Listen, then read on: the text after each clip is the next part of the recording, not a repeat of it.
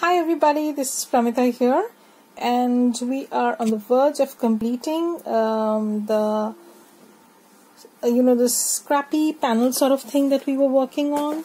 I'll just show you how it was looking before I lined all things up. Now I'm going to show you how you can add a lot of elements to this. You can even add fabrics, beads, whatever, but this is going to be pretty simple.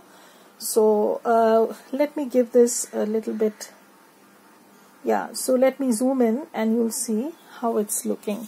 So this is how it's looking, and we're basically going to finish this off. And if you want to do a stitching, that's fine, but I'm not going to stitch this one, but you can do the stitching if you want. You can stitch here bits and pieces of your stuff. So I'm just going to finish this off. We had been contemplating whether to add anything else. So right now I'm going to finish this. So I had cut this down, remember, and I'm going to add that. You can use your glue stick, but personally I don't use glue stick to stick things like this, because there are different types of textures. Like I have added a little bit of lace over here just to add a little bit of interest, and this is a tiny scrap that I have, and I'm going to add that too somewhere here, so that I'm not sure exactly, so we'll see about that. So I also have some fussy cutout elements. I'm going to show that. This is all over the place. So I have these butterflies. These are cardstock butterfly watercolor images. I don't know where I got these from. I think from some fussy cutout sheets that were available online from some craft stores in India, and I did buy them. So I'm probably going to use this one as a big one over here. Okay, so but I can also use, these are book page images that I have fussy cut out. I can use them also. So probably I'm going to use this one over here. And I have a stash of book page images and some, the digital files where you can fussy cut flowers and stuff like that. So this is what I've been doing. Not a very interesting thing. I'm just going to put this down over here. See how I'm overlapping things? I don't want to stand them separately. Each should overlap the other so that they have this cohesive look to them. So I'm going to use that. And this is a fussy cut butterfly. This is a freebie from Artimaze. It's on her website. So if you're interested, there are tons of freebies on her site. You should go and check. She's very generous in this way, and you get a lot of options also. So this is going to be a little bit bigger. I don't want that, so probably I'm going to use it over here. Let me move this. So I'm going to move this, and then I can add something over there. So I'm going to add this bigger butterfly here, perhaps, because this says specimen, so I can put this over here. Let me zoom in. So I can put this over here.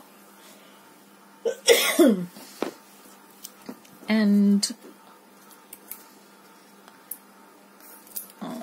I'm just going to glue the middle part, because I can give this a twist like this.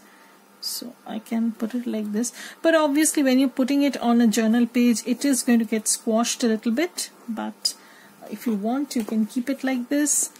And then I'm going to add this lace bit. I just don't want to waste that. That's a vintage piece, and I'm just going to put this over here. I just want to not touch this too much, because once I have glue on my fingers, it's very difficult to get off. This is a big piece. I don't want this. So probably I'm going to this is my butterfly fussy cut box. As you can see, there are lots of butterflies, different sizes, different colors, and some are big, some small, from different shops. So I keep them at one place so that whenever I'm crafting, I don't need to look for things here and there. This is from a rice paper image, and probably I'm going to add that because this is looking nice. So I'm going to tuck this over here, and the lace will be here. So I'm going to, just as I said, if you have glue on your fingers, then this is a little bit difficult, but never mind.